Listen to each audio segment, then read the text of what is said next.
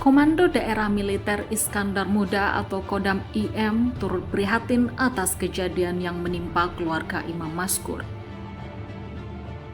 Pihak Kodam mendukung penuh proses penegakan hukum yang sedang berlangsung.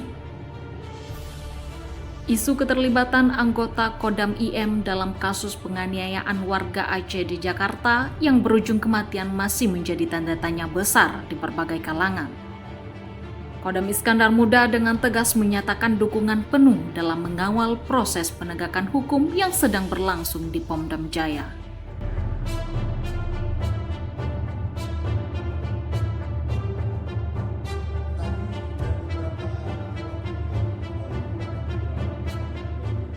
Kepala Penerangan Kodam Iskandar Muda, Kolonel Inventari Irhamni Zainal meminta agar semua pihak bersabar dalam pengungkapan kasus tersebut dan menghormati proses penyelidikan yang sedang berjalan.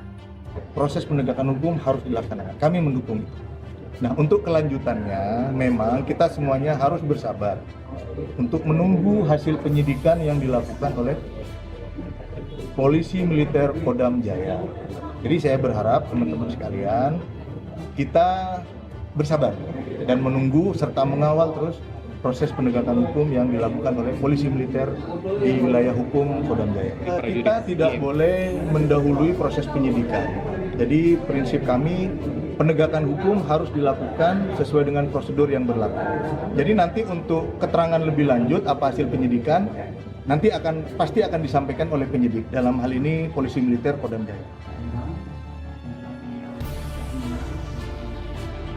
Dari Banda Aceh, tim liputan melaporkan untuk Seputar Aceh TV.